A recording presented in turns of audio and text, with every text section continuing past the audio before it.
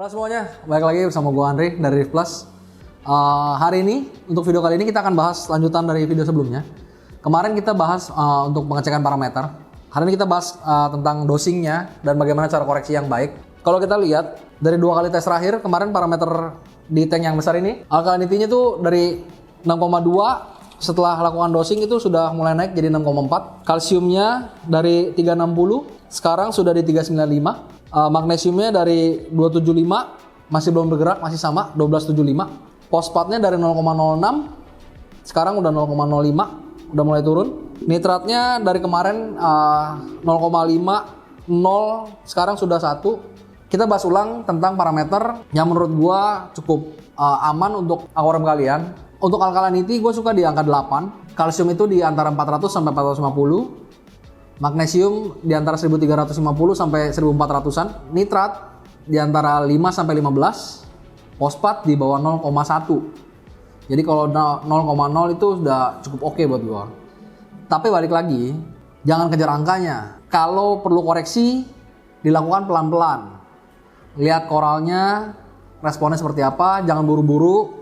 Karena setiap koreksi yang kalian lakukan, kalau terlalu cepat, koralnya bisa kaget. Ujung-ujungnya ngambek, kuncup. Bagus kalau hidup. Biasanya yang terjadi adalah mati koralnya. Untuk tank ini, gue menggunakan auto doser. Kita lihat di sini. Dari Kamur, dosingnya gue pakai Red Sea yang bubuk. Jadi saat ini tank 2 meter ini konsumsinya, coba kita lihat ya. Untuk alkalinity-nya di satu hari itu 24 mili, satu kali dibagi jadi 12 kali dosing. Magnesiumnya di 48 mili, kalsiumnya di 24 mili. Kayaknya untuk alkalinity-nya sudah cukup oke. Dia dalam berapa hari nih? 3-4 hari dia naik 0,2. Pelan-pelan, gue lebih suka pelan-pelan. Walaupun banyak literasi yang bilang bahwa perubahan dalam satu hari itu maksimum 0,5 DKH. Tapi gue pribadi lebih suka kalau adjustment itu dilakukan pelan-pelan dalam periode waktu yang cukup panjang. Jadi si koralnya sendiri diharapkan tidak merasakan perubahannya mendadak gitu. Semua dosingan ini gue bagi jadi 12. Antar dosingan gue space 15 menit. Jadi dari alkalinity dia akan space 15 menit.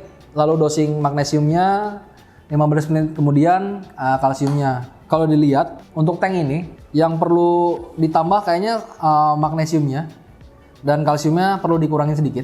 Kalsiumnya naiknya juga sudah cukup oke, cuman kayaknya agak terlalu cepat, jadi akan gue kurangi sedikit.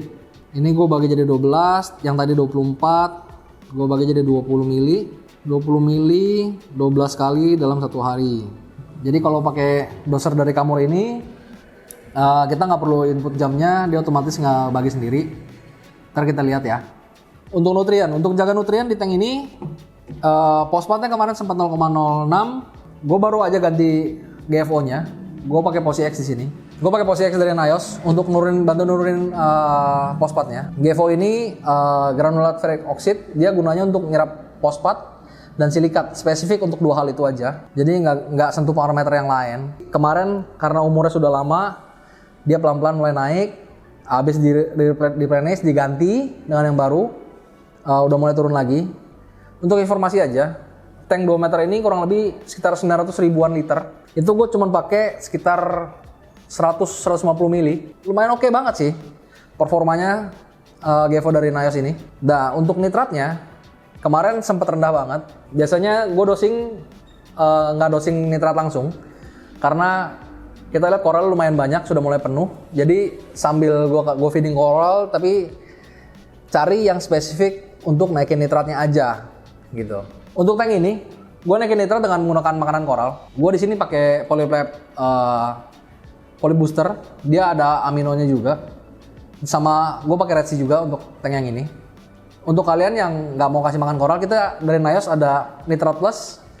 Itu bisa digunakan juga untuk naikin nitrat kalian apabila kalian punya target tertentu yang mau dicapai. Tapi ingat, kembali lagi, prosesnya dilakukan secara perlahan-lahan sehingga tidak berdampak ke koral yang buruk. Kita mau yang bagus, jadi lakukan semuanya pelan-pelan. Di reef ini semua harus dilakukan secara perlahan-lahan ya. Jadi gue ulang lagi, gue rangkum bahwa parameter itu jangan dikejar angkanya. Kalaupun perlu dilakukan koreksi, dilakukan secara perlahan-lahan. Jadi si koral itu tidak kaget dengan perubahan yang terjadi. Untuk nutrien sendiri, gue sih lebih suka nitratnya agak tinggi. Untuk tank ini nitratnya terlalu rendah untuk selera gue. Dinaikin pelan-pelan. Untuk fosfatnya gue usahakan serendah-rendahnya, tapi jangan sampai 0 ya.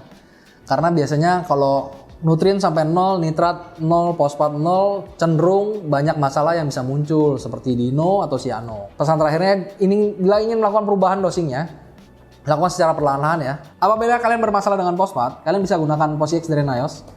Granulanya cukup besar, tidak mudah lengket. Jadi kalian bisa taruh di media bag atau di media reaktor kalian. Penggunaannya cukup irit dan efektivitasnya lumayan tinggi. Jadi untuk tank sebesar ini aja pakainya nggak sampai 200 ml. Kelihatan sih penurunannya dalam beberapa hari dan angkanya bagus. Untuk kalian juga yang bermasalah dengan fosfatnya 0 atau nitratnya 0, kalian bisa coba gunakan nitrat plus atau fosfat plus dari Nios. Kalian bisa dapatkan produk-produk ini di marketplace, di Tokopedia dan Shopee kita, di Rift Plus. Dengan ini, gue Andri, undur diri. Bye-bye.